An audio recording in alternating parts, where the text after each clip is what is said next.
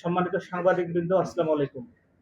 আজকে আপনাদেরকে আমরা আমন্ত্রণ জানিয়েছি একটি চাঞ্চল্যকর ঘটনা আপনাদের সাথে শেয়ার করার জন্য।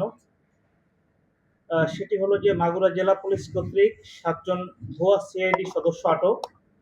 মাগুরা শ্রীপুর হতে নারী অপহরণের চেষ্টা ব্যর্থ। তো আমাদের এই যে একটি সফল একটি অভিযান, সফল একটি অর্জন, এটি আপনাদেরকে অবহিত করার জন্য মূলত আমরা আপনাদেরকে আমন্ত্রণ জানিয়েছি। ঘটনাটি হলো যে আজ অর্থাৎ এই 26 তারিখ রাত, দিবাগত যে রাত, সেই রাত 1টার দিকে আমাদের নাকল ক্যাম্পের ইনচার্জ মালেক, এসআই মালেক ও আমাকে ফোনে অবহিত করে, স্যার একটি মাইক্রোবাস সন্দেহজনকভাবে এদিক সেদিক ঘোরাফেরা করছে নাকল এলাকায়, নাকল পশ্চিমপাড়াতে। তো আমি ওকে বললাম যে ঠিক আছে, ওদের গতিবিধি পর্যবেক্ষণ করো, তোমরাও ওদেরকে ফলো করো। আর পাশাপাশি আমাদের অতিরিক্ত police super crime and operations thunder Khairul হাসানকে আমি নির্দেশনা দিই সেখানে যাওয়ার জন্য।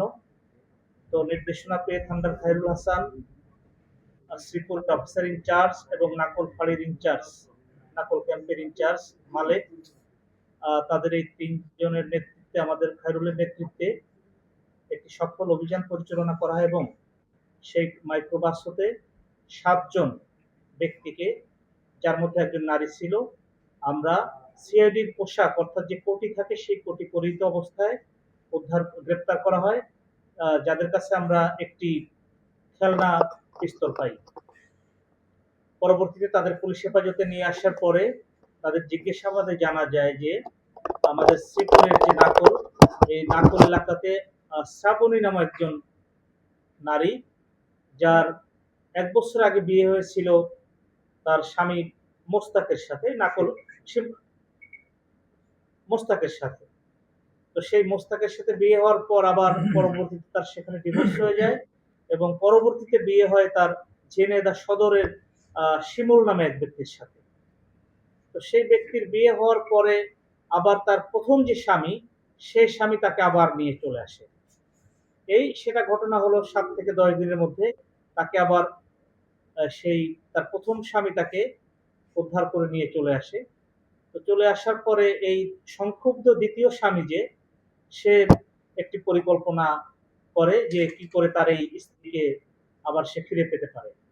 তো তারই ধারাবাহিকতায় সে এই যে 7 জনকে গ্রেপ্তার করেছি আমরা, এই 7 জনের সাথে একটি চুক্তিতে আবদ্ধ হয় যে তার স্ত্রীকে তারা ফিরিয়ে নিয়ে এনে দিবে, অপহরণ করে তার কাছে ফেরাই দিবে।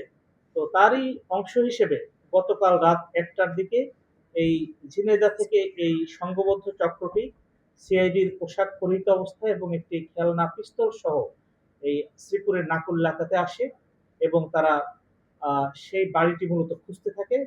তো সেই অর্থাৎ সেই যে নারী শ্রাবণী, তাকে অপহরণ করার প্রস্তুতি নিতে থাকে।